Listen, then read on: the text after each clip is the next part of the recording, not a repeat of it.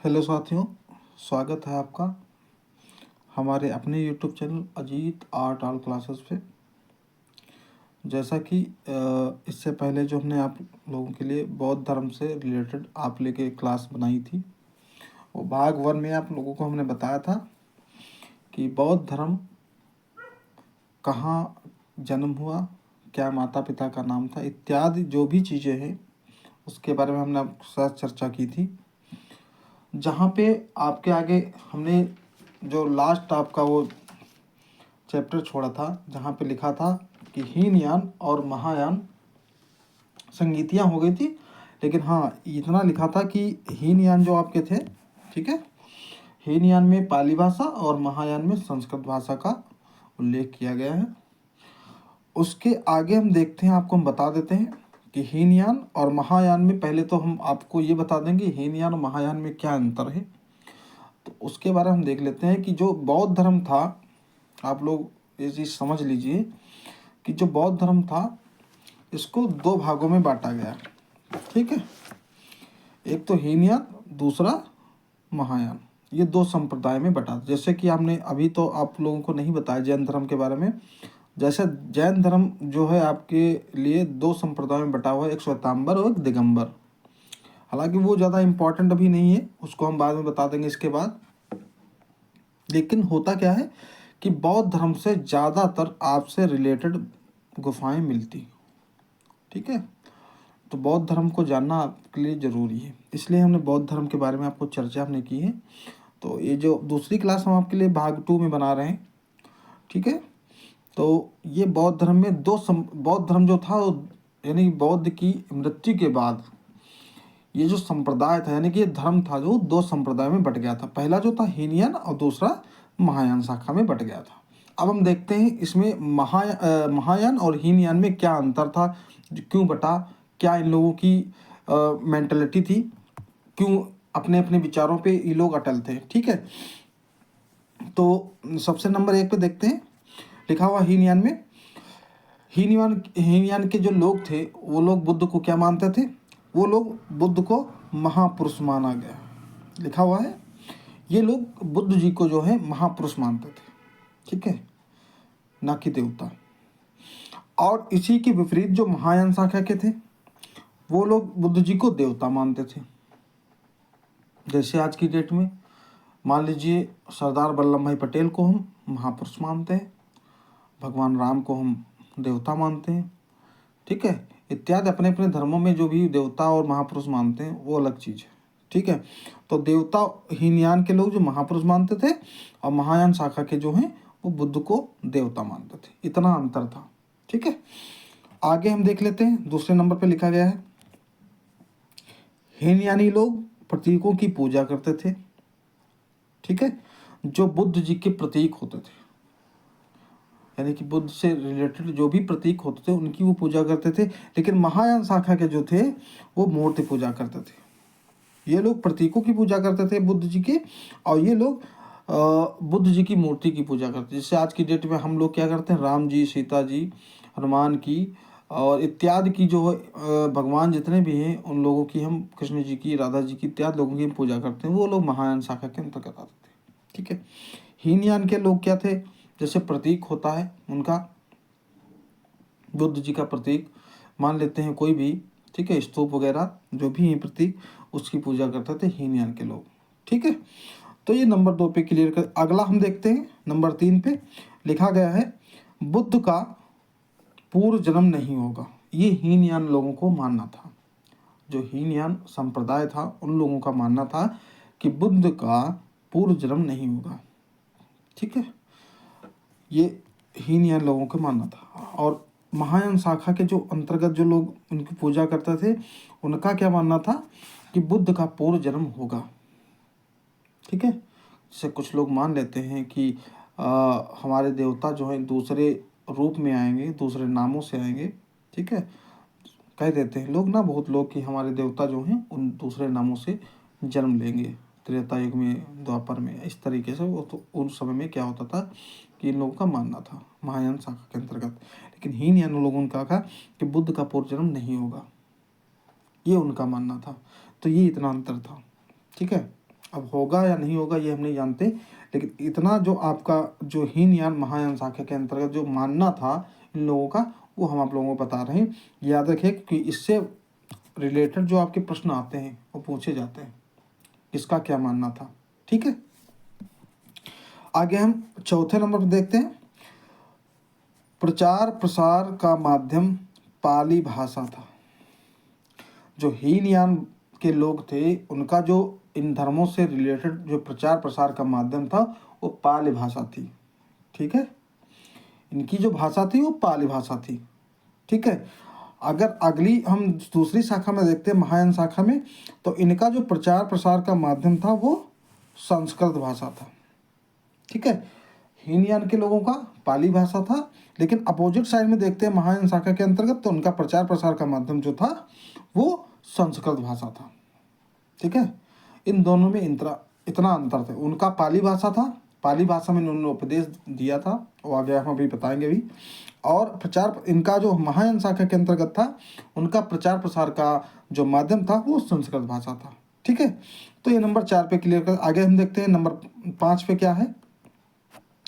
Number 5 पे लिखा गया है हीनयानियों का फैलाव। कहाँ तक ये हीनयानी जो लोग थे वो कहाँ तक इन्होंने प्रचार प्रसार किया, कहाँ तक ये लोग जाते थे प्रचार प्रसार करने के लिए, उनका फैलाव जो था वो श्रीलंका, बर्मा, दक्षिणी एशिया था। श्रीलंका, बर्मा और दक्षिणी एशिया में था। ठीक है, इन 3 जो आपके कंट्री हैं, ठीक है, इन 3 कंट्री देशों में इनका फैलाव था। ठीक है, किन लोगों का, जो बुद्ध धर्म के पहले जो हीनयान संप्रदाय के लोग थे उनका फैलाव था वहाँ तक। अब हम देख लेते हैं महायान शाखा के अंतर्गत कहाँ तक फैलाव था। तो महायानियों का फैलाव जो था वो चीन, नंबर 1 पे आप लोग सभी लोग जानते हो कि चीन में बुद्ध जी की सबसे ज़्यादा पूजा की जाती है, क्योंकि वहाँ के ये बहुत ही प्रचलन देवता माने जाते हैं। ठीक है, दूसरा इनका जो देश था वो दक्षिण कोरिया, तीसरा जापान, नेपाल तक, ठीक है, इत्यादि देशों तक। ठीक है, जो थे महायान शाखा के लोग जो हैं इनकी पूजा की जाती थी। ठीक है, तो ये जरूर याद रखिएगा कि कहाँ कहाँ तक इनका फैलाव था। हालांकि महायान शाखा के जापान, मध्य एशिया तक भी था, लेकिन यहाँ तक मुख्य जो देश आपके हैं चीन, दक्षिण कोरिया, जापान, नेपाल तक इनका फैलाव था। ठीक है, हीनयानी लोग श्रीलंका, बर्मा और आपके दक्षिणी एशिया तक था, लेकिन हाँ महायानियों का जो फैलाव था वो चीन, दक्षिण कोरिया, ठीक है, जापान, नेपाल तक इनका जो प्रचार प्रसार का धर्म का प्रचार प्रसार चल रहा था वो समय में चल रहा था। ठीक है, आगे हम 6 नंबर पे देखते हैं, लिखा हुआ है प्रमुख शासक जो इस समय था। ठीक है, जो प्रमुख शासक इस समय था हीनयान के जो संप्रदाय थे उन समय में जो हीनयान के लोग को मानते थे, उसका जो प्रमुख शासक था वो अशोक और कालाशोक थे, जिनकी हमने संगीति के बारे में बात की थी। जो संगीतियाँ कालाशोक और अशोक के समय में कौन कौन हुई थी, हमने बताया था कि कालाशोक के समय द्वितीय संगीति और अशोक के समय में तृतीय संगीति हुई थी। ठीक है, तो उस समय के जो थे वो हीनयानी के लोग संप्रदाय के थे। ठीक है, अब महायान शाखा में देख लेते हैं 6 नंबर पे क्या लिखा हुआ, महायानी कनिष्क।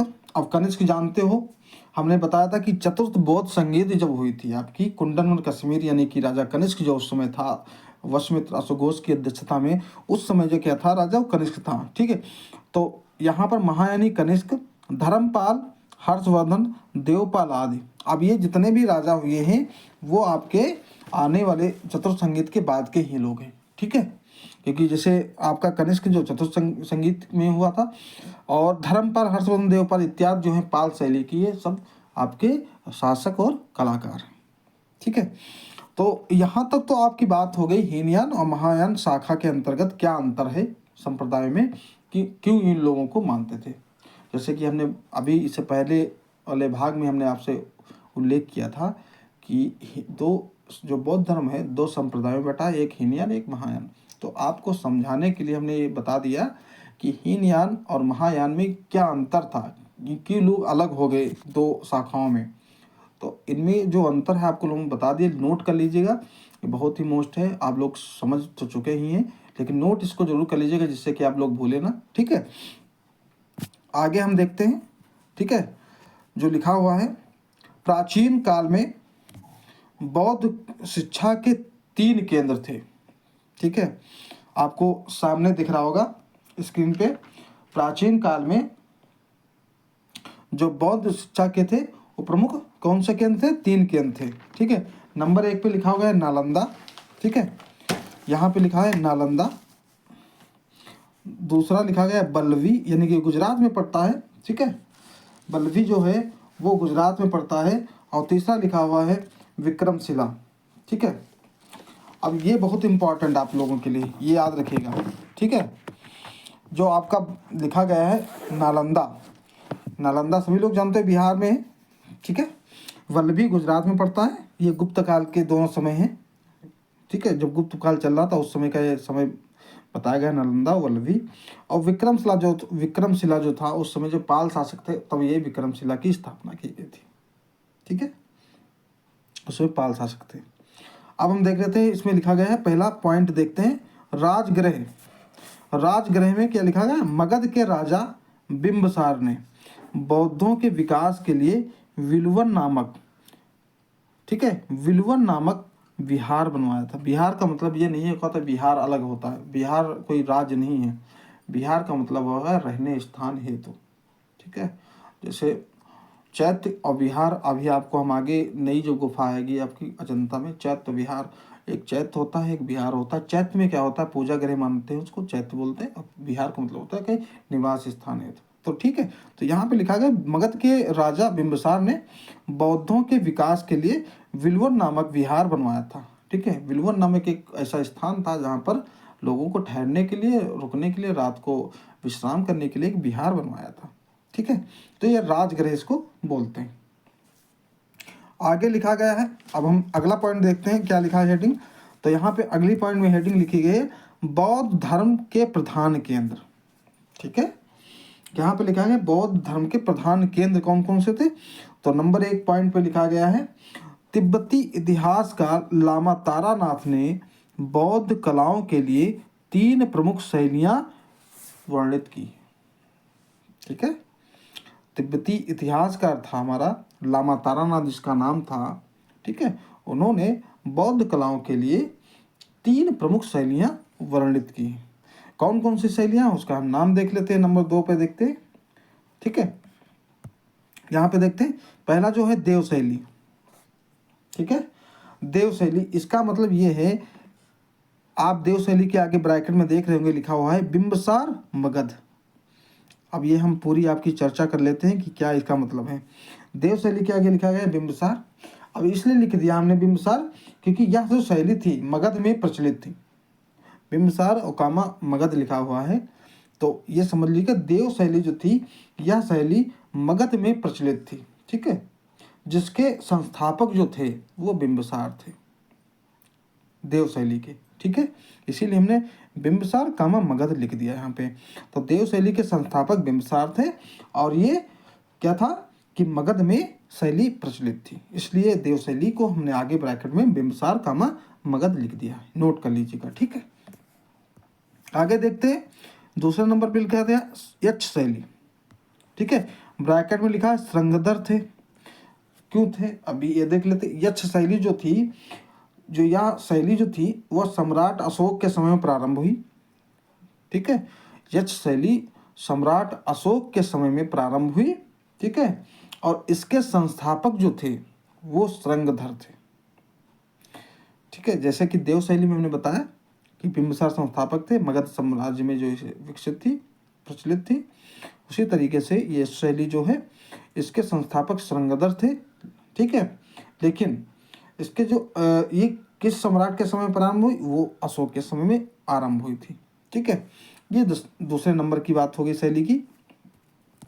अब हम देखते हैं तीसरे नंबर पे नाग शैली लिखी हुई है। ठीक है, अब इसमें ब्रैकेट में हमने लिख दिया नागार्जुन थे। ठीक है, तो नागार्जुन क्यों थे ये भी देख लीजिए।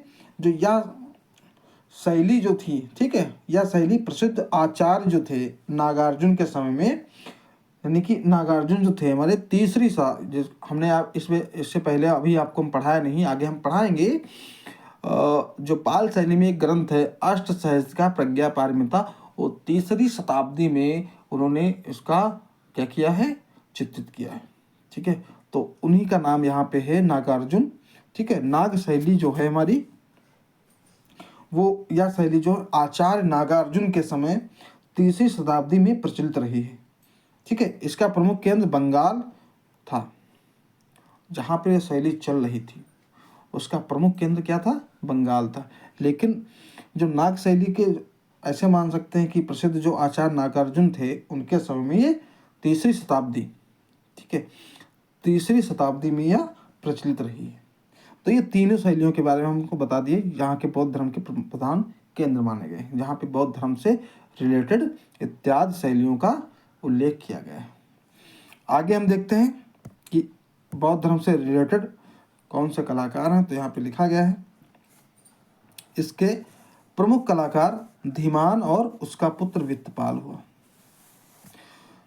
ये याद रखिएगा, ये कलाकार जो आपका है धीमान और वित्तपाल है। एक पराजय विजय है, वो आपको पाल शैली के अंतर्गत मिलेंगे, जिसका 730 से 1197 ईस्वी समय माना जाता है। जो पाल शैली आपके अंतर्गत आएगी उस समय भी ये कलाकार मिलेंगे आपको। ठीक है, लेकिन अभी जो आपके बौद्ध धर्म से रिलेटेड आपके जो कलाकार माने गए हैं वो आपके धीमान और उसका पुत्र वित्तपाल हुआ। ठीक है, तो यहाँ के ये प्रमुख कलाकार थे।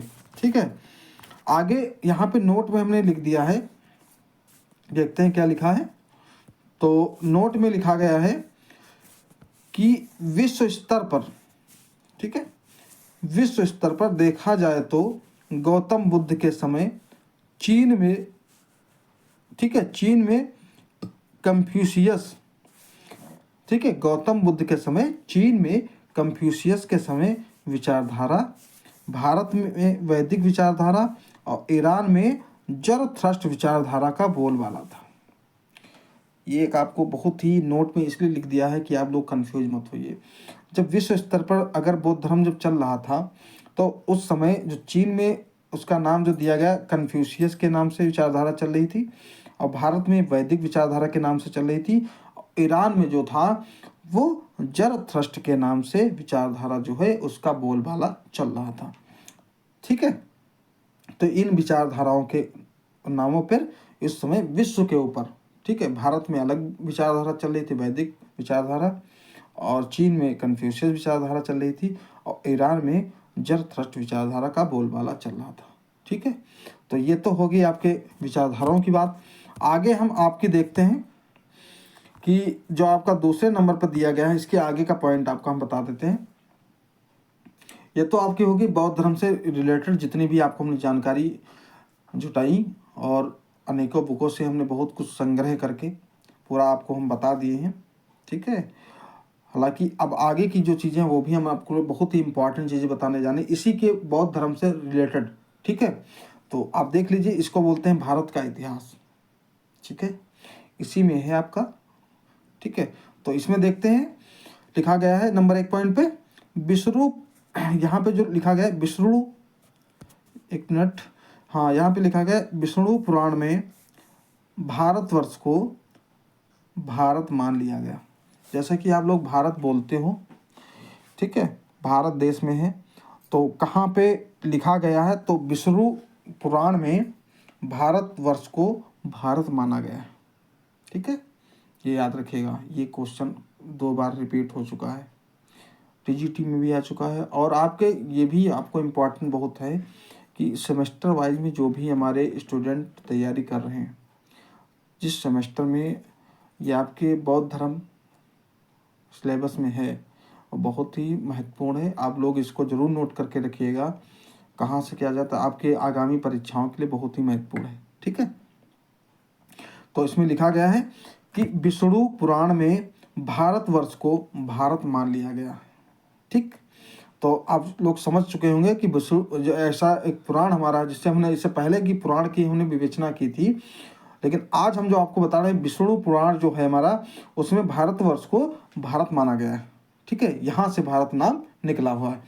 अगला हम देखते हैं नंबर 2 पे हिंदुस्तान नाम जो कहाँ से मिला, तो ये जो नाम है ये ईरानियों ने दिया था। किसने दिया है? ईरानियों ने। ठीक है, हिंदुस्तान नाम जो है वो ईरानियों का दिया हुआ है। ठीक है, तीसरे नंबर पर हम देखते हैं लिखा गया है इंडिया नाम यूनानियों ने दिया था। अब जिस नाम को हम इंडिया के नाम से जानते हैं या हिंदुस्तान या भारत, जिस जो भी नाम कहते हैं, अब लोग कहते हैं कि भारत का अंग्रेजी वर्जन करो तो उसका इंडिया आ जाएगा, ऐसा कुछ नहीं है। ठीक है, अगर आप लोग देखेंगे तो इंडिया नाम यूनानियों ने दिया, अलग दिया, हिंदुस्तान अलग नाम है और भारतवर्ष को भारत अलग माना गया है। ठीक है, अलग अलग लोगों ने अलग अलग नाम दिया गया है। ठीक है, अब हम आप लोगों के लिए एक बहुत ही महत्वपूर्ण जो आपके लिए हेडिंग डाल के रखी है उसको लिखवाया है। ठीक है, तो उसके बारे में हम जानकारी देते हैं आपको। शैली आप लोगों के आगे बहुत ही महत्वपूर्ण होंगी, उसके बारे में आपको हम बता देते हैं कि शैली किसे बोलते हैं, शैली का अर्थ क्या होता है। उससे आने वाले समय में आपको दिक्कत नहीं होगी। बहुत सारी शैलियाँ हैं, जैसे पाल शैली, अभ्रंश शैली, राजस्थान शैली, गोलकुंडा शैली, ठीक है, पहाड़ी शैली और ठनका शैली और बहुत कुल्लू शैली, मनाली शैली, बहुत सारी शैली, मेवाड़ शैली, मारवाड़ शैली, बहुत सारी शैलियाँ हैं। लेकिन शैली बोलते किसे हैं इसके बारे में आपको हम अभी से बता देते हैं, जिससे कि आने वाली क्लास में जो आपको हम पढ़ाएंगे तो आप लोगों को ये दिक्कत ना हो कि शैली हमें समझ में नहीं, शैली होता क्या है। तो यहाँ पे हमने लिख दिया है साफ साफ शैली का अर्थ। ठीक है, तो यहाँ पे शैली का अर्थ जो है हम आपको समझाते चलते, नोट करते चलिएगा। शैली को अंग्रेजी भाषा में स्टाइल कहा जाता है, ये याद रखिएगा, क्योंकि आज की डेट में सभी लोग जानते हो स्टाइल, कोई भी हो, चाहे फीमेल चाहे मेल में, ज़्यादा तो देखते हैं कोई कह जाता है ये देखो उसकी स्टाइल। स्टाइल का मतलब होता है शैली। ठीक है, जिसको हम अपनी लिखावट की भाषा में उसको हम शैली बोलते हैं। ठीक है, स्टाइल नहीं लिख सकते हैं। ठीक है, अंग्रेजी भाषा का शब्द जो है स्टाइल है, लेकिन शुद्ध हिंदी का भाषा जो है वो शैली ही रहेगा। तो लिखा गया है शैली को अंग्रेजी भाषा में स्टाइल कहा जाता है, जिसे लैटिन भाषा के स्टीलस, ठीक है, से लिया गया। स्टाइल को जो हम बोलते हैं स्टाइल, वो लैटिन भाषा का स्टीलस जो शब्द है उससे लिया गया, जिसका अपभ्रंश नाम पतली या नुकीली शलाका है। अपभ्रंश का मतलब सभी लोग जानते हो कि बिगड़ा हुआ रूप, जो उसका पतली नुकीली शलाका है। ठीक है, आगे हम देखते हैं। दूसरे नंबर पे लिखा गया है शैली को संस्कृत भाषा में, समझ लीजिएगा, शैली को संस्कृत में रीत कहा जाता है। ठीक है, आप लोग संस्कृत भाषा या हिंदी में बहुत सारे चीज़ें पढ़े होंगे, रीतवाद और रीत रीत नाम आता होगा, रीत करके, तो ये संस्कृत भाषा में इसको रीत कहते हैं। कैसी रीत, ठीक है, कैसी रीत है आपकी, यानी कैसी, इंग्लिश में बोलते हैं स्टाइल कैसी, हिंदी में शैली कैसी, भाषा शैली हिंदी में, और संस्कृत में कहते हैं कि भाषा रीत, रीत इनकी देखो बहुत ख़राब है या रीत बहुत अच्छी है, तो स्टाइल बहुत अच्छी है, मतलब इस तरीके से बात कर सकते हैं। ठीक है, तो अलग अलग जो शब्द हैं वो नाम एक ही, ऐसा नहीं, उच्चारण एक ही, नाम अलग अलग हैं। ठीक है, शैली, स्टाइल और रीति, तो संस्कृत में इसको रीत कहा जाता है, याद रखिएगा। ठीक है, आगे हम देखते हैं, इसके आगे लिखा है बौद्धों की सहज अभिव्यक्ति का प्रमुख केंद्र अजंता है। यहाँ तक तो हमने आपको समझा दिया कि शैली का अर्थ क्या होता है, ये आप लोग समझ गए होंगे। आगे हमने लिख दिया है कि बौद्धों की सहज अभिव्यक्ति जो का प्रमुख केंद्र जो है वो अजंता है, क्योंकि इस अजंता जो आपके आगे नहीं वाली गुफा है, एक बहुत महत्वपूर्ण गुफा है, इसके अंतर्गत बहुत सारी गुफाओं में सारी की सारी चीज़ें जो हैं बौद्ध से संबंधित हैं। बौद्ध के अंतर्गत जितनी भी घटनाओं का उल्लेख मिलता है वो सारी अजंता के गुफाओं के अंतर्गत मिलता है, क्योंकि वहाँ पे जो है महायान शाखा और हीनयान शाखा के लोगों ने वहाँ पे निवास बनाया था और बहुत सारे चित्रों का उन्होंने उल्लेख किया दीवारों पे, उसको हम अभी अगली अगली क्लास में आपको पढ़ाएंगे। ठीक है, आगे हम देख लेते हैं जो महात्मा बुद्ध की जीवन घटनाओं तथा जातक कथाओं पर आधारित है। यहाँ पे लिखा भी है कि जो महात्मा बुद्ध की जीवन घटनाओं तथा जातक कथाओं, अब जातक का मतलब समझ लीजिएगा, जातक का मतलब होता है कि बुद्ध की पूर्व जन्म की कथाओं पर आधारित है, यानी कि बुद्ध का जन्म जब हुआ था उसकी पूर्व के जन्म की जो कथाएं हैं प्रचलित हैं, उन कथाओं पर इनका जो चित्रण किया गया है उन पर प्रचलित हैं। ठीक है, उन पर आधारित भी हैं। तो ये आपका दूसरे पॉइंट में क्लियर कर दिया गया है। आगे हम देखते हैं, लिखा गया है तीसरे नंबर पे श्रीलंका। ठीक है, आगे लिखा गया है श्रीलंका की सिगरिया की गुफाओं में इस कला शैली का परिपक्व रूप दिखाई देता है। अभी हम आपको जब गुफाओं बताएंगे, यानी कि कितनी गुफाएं हैं उसमें एक सिगरिया गुफा है, उसी में लिखा गया है कि श्रीलंका की सिगरिया की गुफाओं में इस कला शैली का मतलब इस स्टाइल का जो बौद्ध की ज़्यादातर रीतियों का जो है उल्लेख किया गया है, परिपक्व रूप दिखाई देता है, बहुत सारी चीज़ों का रूप दिखाई देता है। ठीक है, वो बौद्ध धर्म से रिलेटेड है, ठीक है, संबंधित है आपका। आगे हम चौथे नंबर पर देखते हैं क्या लिखा गया है। भारत में बाघ बादामी सित्तनवासल के शैल चित्रों में अजंता की छाप है। आप देख लीजिए, यहाँ पे लिखा गया है भारत में बाघ बादामी सित्तनवासल के शैल चित्रों में अजंता की छाप है। कहने का मतलब ये है कि जो भारत में बाघ यानी कि मध्य प्रदेश में है, बादामी कर्नाटक में है और सित्तनवासल तमिलनाडु में है। और शैल चित्र का मतलब सभी लोग जानते होंगे कि शैल का मतलब होता है पत्थर, और चित्र होते हैं पत्थरों के चित्र पे अजंता की छाप, क्योंकि यहाँ की सबसे बड़ी इम्पॉर्टेंट और महत्वपूर्ण और जो बौद्ध धर्म से संबंधित गुफा है वो आपकी अजंता गुफा मानी जाती है। ठीक है, ये बौद्ध धर्म से बहुत ही महत्वपूर्ण गुफा है। ठीक है, ये हम अभी अगली क्लास में आपको, हम नई क्लास जो आने वाली इसके बाद जो क्लास है उसके बाद जो हमको क्लास जो अभी देंगे इसके बाद वो आपकी अजंता गुफा ही होगी। इसीलिए हम आपको बौद्ध धर्म के बारे में सारी चीज़ें हम बता दिए हैं कि जिससे कि आपको समझने में कोई दिक्कत ना हो। ठीक है, अब बौद्ध धर्म में क्या होगा क्या नहीं हुआ ये सारी चीज़ हमने आपको बता दी। ये मत किसी को कन्फ्यूजन हो कि हमने समझ में नहीं आया। और हाँ, अगर समझ में किसी को कहीं भी कुछ ना आया हो तो एक बार कमेंट बॉक्स में कमेंट जरूर कर दीजिएगा। ठीक है, ये तो अलग चीज़ है कि हम आप लोगों को पढ़ाते हैं, हमें उम्मीद है कि आप लोगों को समझ में ज़्यादा से ज़्यादा आए। और अगर किसी को कहीं भी कोई भी पॉइंट नहीं समझ में आया है तो कमेंट बॉक्स में कमेंट जरूर कर दीजिएगा। अगली क्लास में उसका हम बिल्कुल समाधान निकालेंगे आपको समझाने के लिए। ठीक है, और कोशिश यही है कि आप लोग पढ़िए और वीडियो को शेयर करिए लोगों के पास, और अपने सहपाठियों और जितने भी पढ़ने वाले लोगों के हैं उनको वीडियो जो है आपका हो शेयर करके, और लोगों को सब्सक्राइब कराइए और लाइक करिए, कमेंट करिए। ठीक है, तब तक के लिए सभी को राधे राधे।